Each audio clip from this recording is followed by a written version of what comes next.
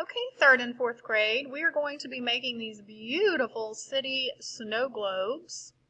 We will be doing this in two parts. The first part, we're going to paint we're going to create our snow globe and paint our background. We are also going to be painting on a separate piece of paper. We're going to watercolor the buildings. So we are also going to be creating this little stand as well that you get to paint, and then you can decorate however you would like. And then the last thing we'll do after you get everything glued down is I will spray some glue adhesive, and you get to sprinkle glitter all over, like snow glitter, all over your snow globe. So today you will have a paper plate, pencil. You will have two pieces of paper today, but you'll be working with one at a time. You will also have these tempera cakes or watercolors. You will have a cup of water. You will have a flathead, kind of thick paintbrush, and you will also have a sponge. This wet sponge is actually nice because instead of passing out a bunch of tissue to dry your brush, this is what you're going to use to dry your brush after you have cleaned it before you go into a new color. And we will go over how to use these in just a little bit. But first, the very first thing you're going to do is you're going to take your paper plate and you're going to put it on your paper. I'm going to use a marker because I don't really know if you can see pencil. So although you will be using pencil, I'm going to use marker. So what you're going to do is I actually need room on here for not only my snow globe, but I also need room for just this little stand here. This way we don't waste much paper. So we're going to go ahead and create that stand as well. So I need to put this paper plate kind of as close as I can to the top.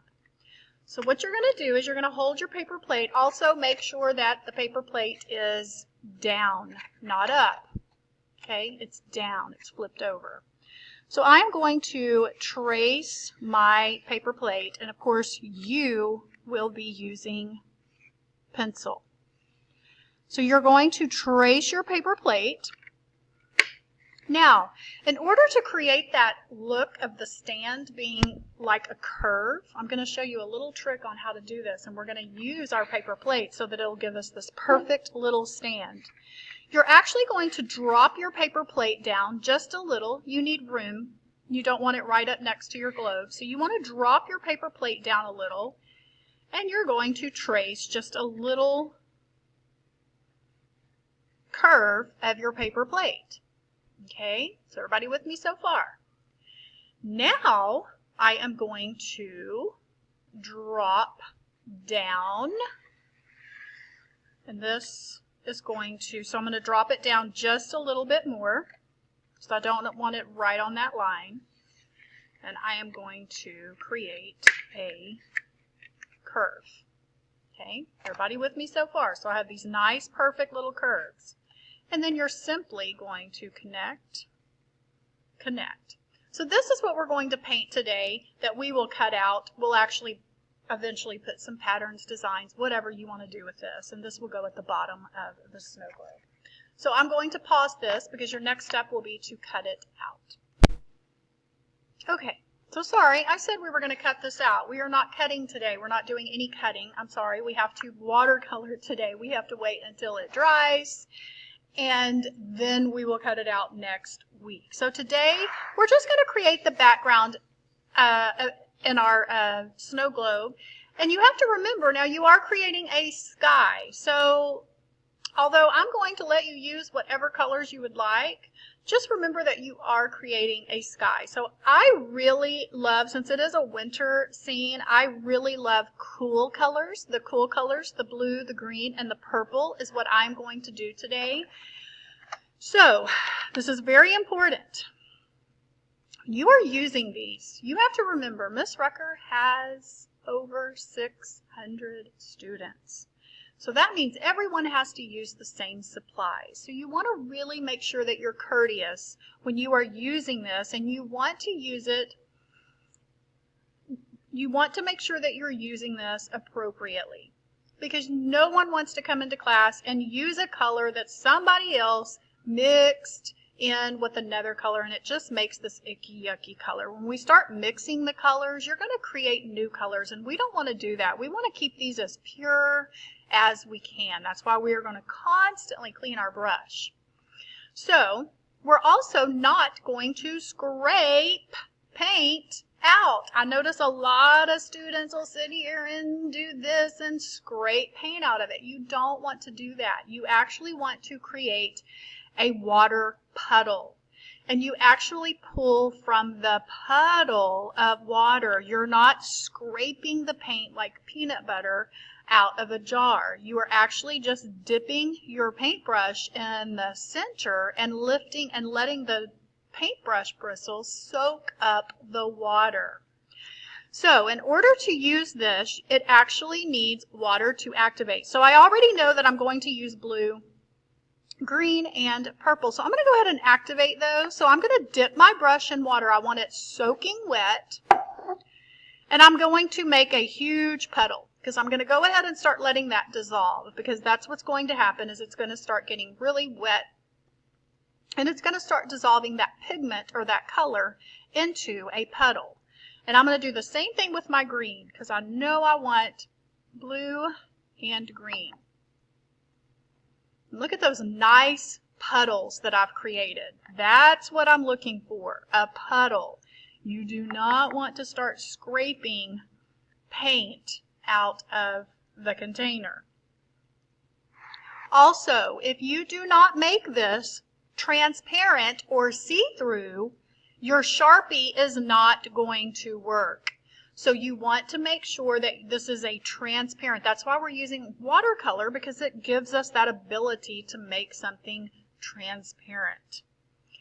So I'm going to start out with the blue, and I am going to just gently dip my brush in the blue, and I don't want it all neat and perfect, because skies are not always neat and perfect. So I'm just going to start laying down some blue, just in different places. Now, you don't want a scratchy brush. If it starts getting scratchy or thirsty, you want to add more water. I still have water here, but not very much. So I think I'm going to go ahead and get me another puddle in there. Do you see how I've got that puddle? I love puddles. We want paint puddles.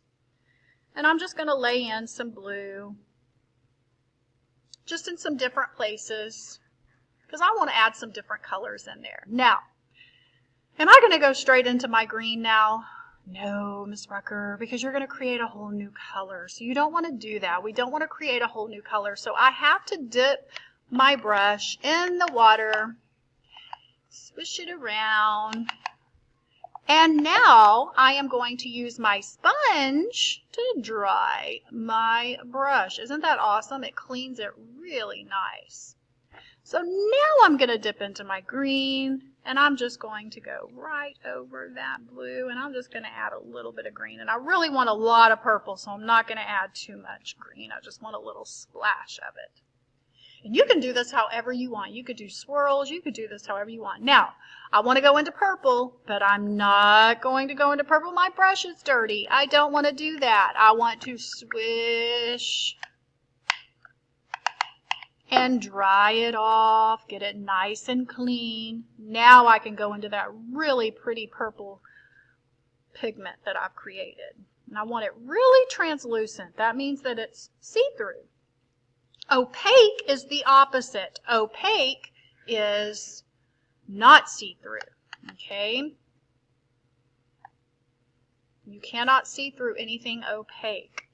It means it's solid. I also added another puddle. If you noticed, I actually added some more. I didn't have very much of a puddle in there, so I added some more. Alright, so I have this really, now you don't want any white to show. Okay, and I like that. That's kind of cool. It almost looks like the earth.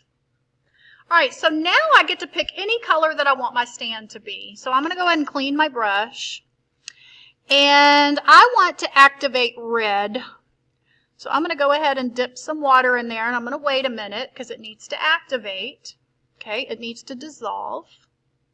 So I'm going to wait. And again, if you notice, I'm not scraping around in my red. I am just dipping it in the puddle, and then that's all I need. And now I'm going to go ahead and paint my stand. And I've got some other color. Oh, it's my marker that's bleeding through.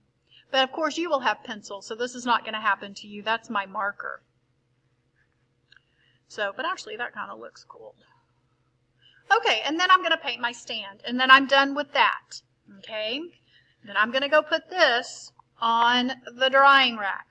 Okay, so that I can pass these out for next week. Also, don't forget to put your name on the back. You know the drill.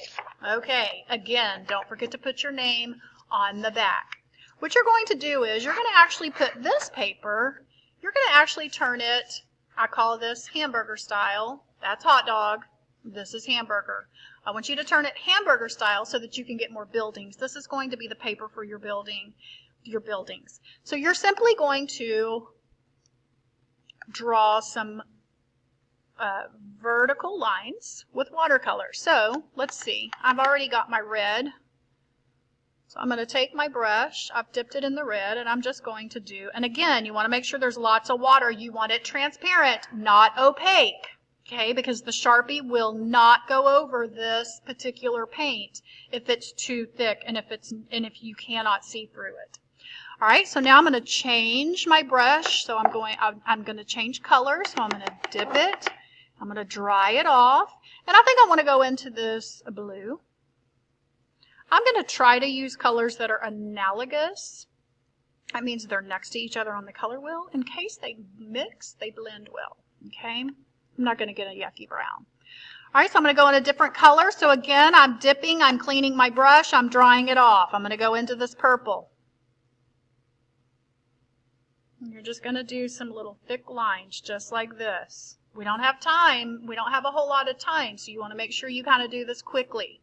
I'm going to go into my green. I am cleaning my brush. I'm drying it, and I'm going into green. Now, if you notice, that was a little scratchy. That means I need more water in my green.